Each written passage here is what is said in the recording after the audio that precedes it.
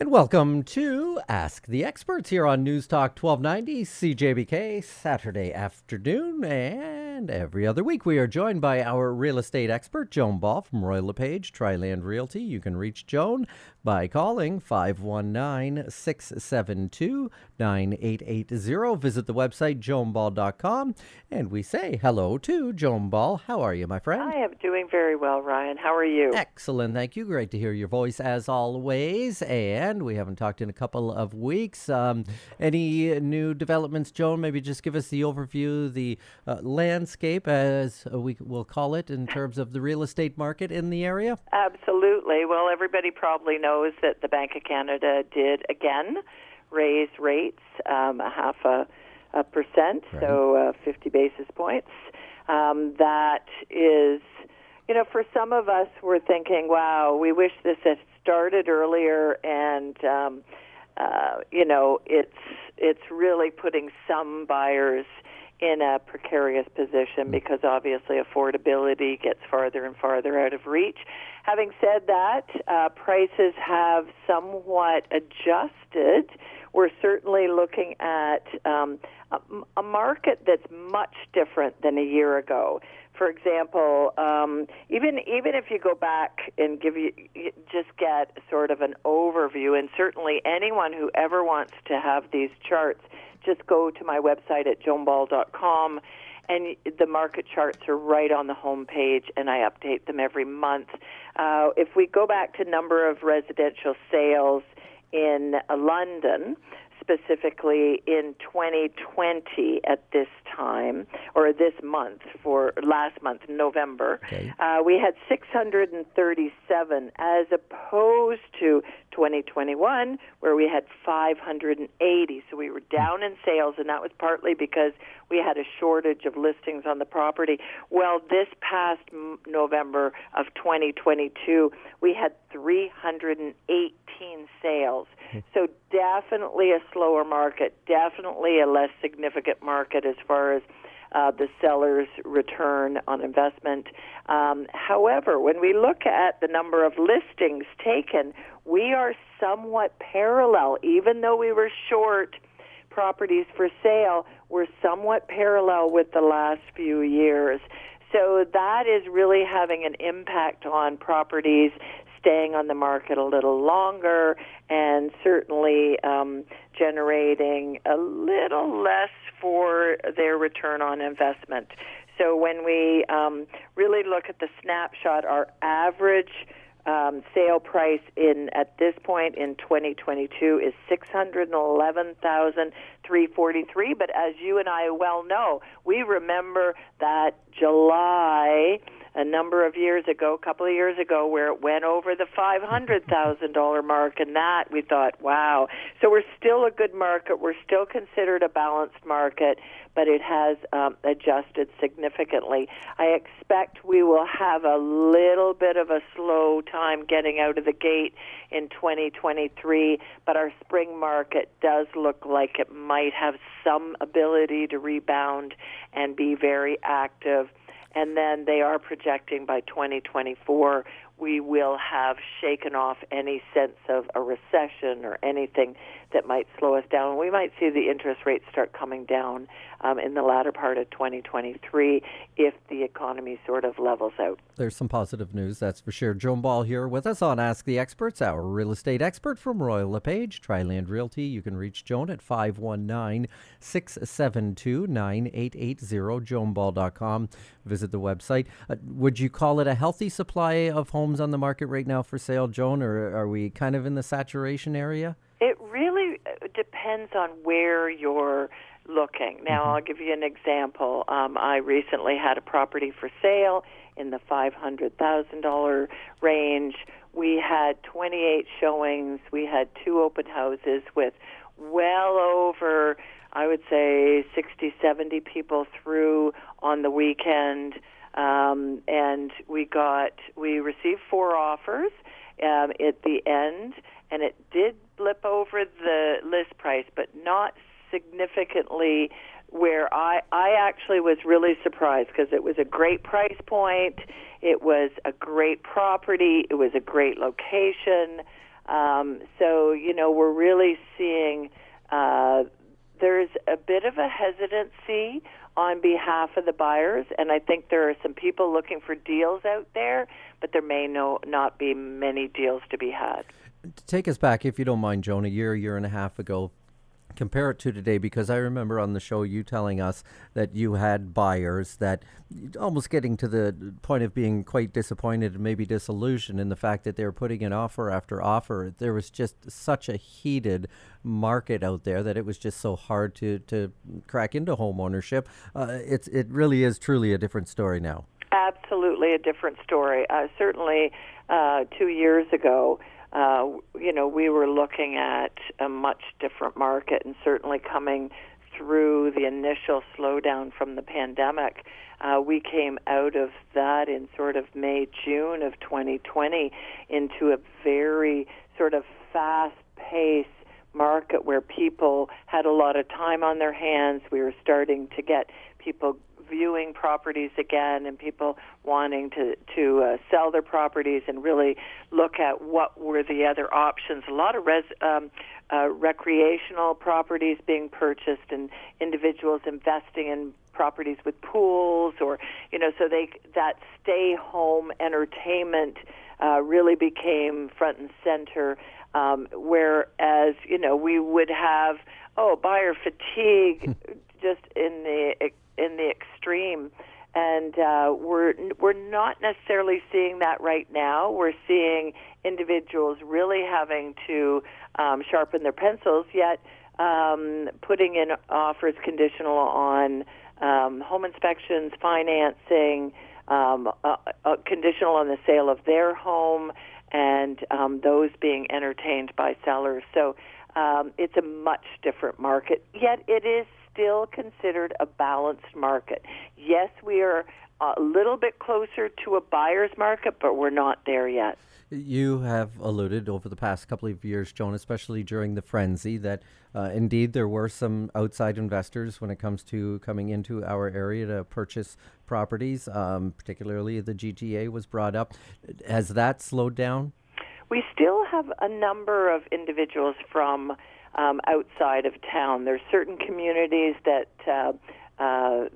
seems to come here a little bit more. It is from the GTA area, but much more so from the outskirts of direct Toronto. But we are seeing activity still being generated in London from an investment perspective. Now, individuals may be aware that the foreign investor will no longer be able to invest in Canada as of January 1st for the 2 years. There's a 2-year ban. So that's one thing that we as agents really have to be aware of, how that's going to work, what the parameters are around that, and do our due diligence. And hopefully that will clear up a little bit of the affordability for some of these buyers that are wanting to invest in our community. Joan Ball here on Ask the Experts on Newstalk 1290 CJBK, our real estate expert from Royal LePage Triland Realty. You can reach Joan at 519-672-9880, joanball.com, the website address. So before the first break, Joan, if you don't mind, a little bit of a recap from where we started off the program, just where we're at and your level of optimism looking forward. Well, I do have a fair bit of level of optimism. I'm certainly seeing buyers still out there reviewing what's on the market, looking at their options. I think they're a little bit more particular in what they might go forward in regard to, and how they might frame their agreements of purchase and sale. The interest rates now up to about 4.5%. So you're looking at a different mortgage rate, but you're looking at different prices as well. So you're not seeing the frenzy that's going $300,000 over list price. You're seeing something a little bit more conservative, and that's helping some of the buyers. But it is considered a balanced market. Supposedly a balanced market is fair for everyone. Sellers aren't happy because they're not getting those crazy prices, yet when they go to buy something, they're also, that's reflecting in their purchase price a little bit more favorably to them. Exactly, hence the word balance, that's for sure. Joan Ball on Ask the Experts on News Talk 1290, CJBK. Joan's phone number, 519-672-9880, joanball.com, the website address. Here on Ask the Experts, pause for some messages and be back with more on News Talk 1290, CJBK, right after these.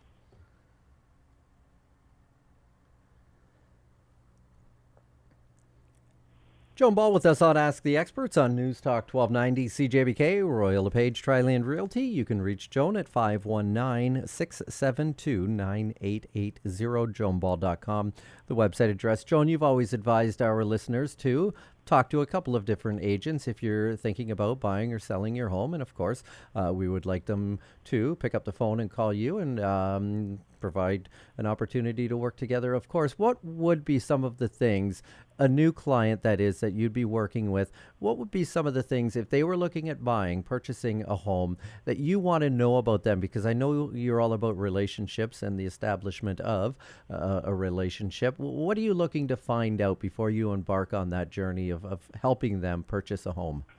So, really fine-tuning my needs assessment over the years has been vital in me helping individuals best identify what's going to work for them. And it's really incredible, and I think a tremendous observation for me to be aware that over the years, some individuals don't know what they want. And they think they want an apple, but really they want an orange. Or a banana, So it's really helping them better identify what's going to work for them. I'll give you an example. I had clients years ago who were very active, they had all the toys and the trinkets to go, waterboarding in the summer and, ski-doing and all skiing and took many trips and all of that stuff, yet they wanted a big, huge property. And at the end of the day, I really had to sit them down and say, whoa, wait a minute, what you're wanting isn't matching who you are. And so that's really important. Having said that, it is also vital that I give them enough information that they have a foundation of knowledge and information to make an educated decision, regardless of the property that they are looking at purchasing.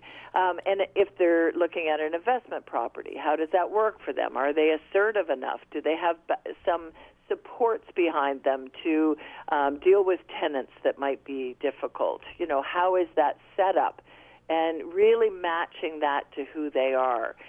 Years ago, I had this lovely couple as clients, and they still are, but they haven't purchased or sold in a while. I think they're pretty happy with what they have. But they were so kind and so wonderful that I did, in fact, set them up with someone who has expertise in tenant negotiations or advocacy or that kind of thing. And they ran into the odd situation, and this individual was able to step in and really help them so it didn't become a nightmare. And I think that that's the real crux of it. What are their needs and their wants, and how does that fit within who they are, and does that marry? And being able to identify that and help them see that is really, really vital and important. And then obviously helping them with the levels of expertise in negotiations and identifying. And I've probably talked more people out of certain houses than into them. Wow. Joan Ball on Ask the Experts on News Talk 1290. CJBK, our real estate expert. I have walked into our home often enough, Joan, when these TV programs are on that Wendy is watching, where these couples are out looking to purchase a home, and oftentimes it looks like they're not exactly on the same wavelength. I'm sure that's fairly common. Somebody wants something, somebody wants something else, whatever.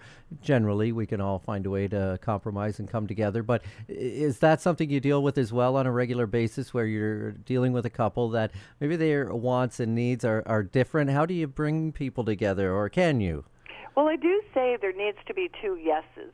And so, if it's a couple, for example, as you pointed out, they are two individuals.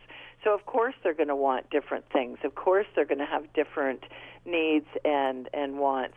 And being able to bring that together. And sometimes it may be as basic as you have champagne taste but a beer budget. So we need to look at that. Or you may have the budget to be able to have both and be able to have everything that you want. So really being able to walk them through that and help them identify how important it is for their peace and enjoyment when they move into a home, that both of them feel satisfied and feel like their needs were met. Joan Ball on Ask the Experts here on News Talk 1290. CJBK, you can reach Joan at 519-672-9880, joanball.com, the website address. Joan joins us every other Saturday here on Ask the Experts, and we discuss the real estate market. We have Warren and Kathy who have a question for you here. Joan, we will be selling in 2023 as we have both retired and will be downsizing. We were going to do so in the summer. Can your expert shed some light on a best case scenario time frame? So it's really important for me to follow the trends and where the market actually is. And I usually don't recommend selling in the summer. And I know everything is green and lovely, and you've had time to wash the windows and do some yard work and get everything done outside. I have a lot of clients who I deal with on an ongoing basis, and they are certainly well aware that in the event they are thinking to sell in the next year, we take some exterior property photos at the peak time so that they can best capitalize on that visual. Yet the tradition or the trends tend to favor a March to June market as far as when the majority of buyers are on the market looking for properties, and those are not times when your yard is going to be looking ideal in March or April, say, and even into May. Sometimes it's not quite there. So visually, I think it's really helpful to get some kind of photography or some kind capture it at the ideal time. But those the trends do tend to follow that. This year, I do think we will have still the majority of our activity during those peak times. July tends to be holiday month. August, however, can be a very active month. And sometimes I have seen August as active, depending on how the interest rates are responding and the market is reacting. It will have an impact on August. But certainly into September is a little slower as kids get back to school. I have seen lately an influx of activity, an increase in activity as far as buyer response out there, is certainly from the viewing perspective, which usually then turns over to them actually submitting offers. So I think December tends to be a little slower, but January certainly we start to pick up as well. Excellent. I did actually see recently, Joan, and I've never noticed this before, but just scouring MLS out of curiosity, as I always say, there were pictures of a home that's for sale, and pictures looked great and everything. It must have been a nice sunny day. And it said that the pictures were taken from the previous seller with their permission being used now from 2021. Is that something that can happen? Obviously it can. It's out there right now. But have you ever seen that before? Sure. I mean, obviously you have to coordinate that with the previous seller, and you have to get written permission. Okay. You can't just go on hearsay. However, with some individuals, especially through the pandemic, they thought they wanted something. And I recently had a purchaser buy a property like this, in that the individual purchased the property. I believe it was for their daughter. The daughter said, yeah, it's not really where I want to be or what I want to do or the style of house I want. So mom and dad went and put it back on the market. And, so that kind of thing, it would have been listed before. Having that permission is fine. It's a short turnaround. There are some valid reasons for individuals doing that, and certainly if they can gain the cooperation of the previous seller, then that will benefit in giving a potential buyer that better perspective of what it actually looks like and how it represents externally. Yeah, makes sense. Joan Ball here on Ask the Experts on Newstalk 1290, CJBK from Royal LePage Triland Realty. You can reach Joan at 519-672-9880, joanball.com, the website address here on Ask the Experts. We'll be back with more on Newstalk 1290 right after these.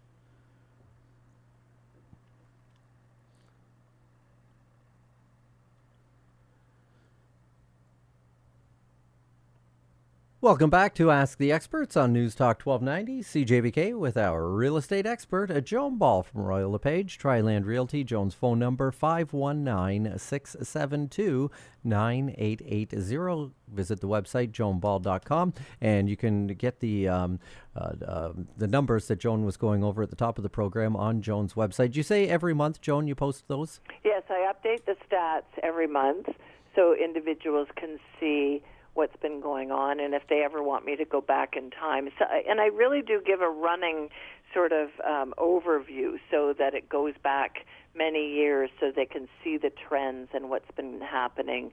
We can break it down. I have it broken down in London, St. Thomas, Woodstock, Ingersoll.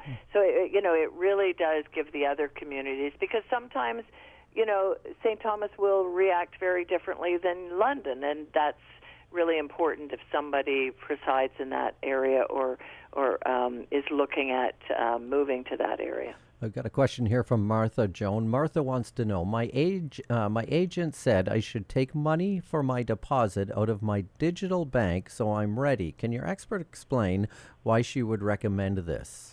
Yeah, so there's a few banks like Tangerine and Simply, I think, is through CIBC and a few of those. And when you're looking at a deposit, if you're a buyer, it is a good idea to take that money out ahead of time and hold it if you are seriously looking at purchasing. Now, some people, it's a reaction thing, and they didn't know they wanted a house until they wanted the house. But if you have some time ahead of time, because the contract, the agreement of purchase and sale, does indicate that you would forward a deposit, which sometimes can be in excess of $20,000, $40,000, maybe even more. And those banks will have a time period to release those funds, and they may not do it in a bank draft. It may take or a wire transfer, as some real estate brokerages will accept. So taking that money out, putting it into another, like a traditional bank, like RBC, if you have an RBC bank account, or one of the other traditional banks, or holding it somewhere else so that you have immediate access to that, because you are compromising your actual contract agreement of purchase and sale by not forwarding that deposit in a timely manner. And I have to imagine, Joan, no matter what market we're in, getting a pre-approval before starting out in the process of purchasing a home, that's still pretty much one of the most important things? That is absolutely vital. And when I represent sellers, I ensure that I have a conversation with those buyers' agents to give me a better sense of where they are in their pre-approval process. And I will be as bold as to ask them who they're going to use and who's their contact. And in some cases, I have asked for a written indication that they have a pre-approval. It's just a different world, and we're dealing with. Sometimes I'm dealing with agents that I know. Sometimes I'm not, but my due diligence is to the seller. So I need to do that as best as possible prior to submission of offers. Absolutely. Joan Ball here on Ask the Experts from Royal LePage Triland Realty, our real estate expert. And again, Joan's phone number, 519-672-9880. And visit the website. Great information there, and it is joanball.com. Joan, thank you so much. Lots of information there for our listeners. I appreciate you providing your time like you do so often. And you have a great weekend. We'll talk again in 2 weeks. Will do. Thanks, Ryan. Awesome. Take care. Thank you. Joan Ball here on Ask the Experts from Royal LePage Triland Realty. 672-9880, joanball.com.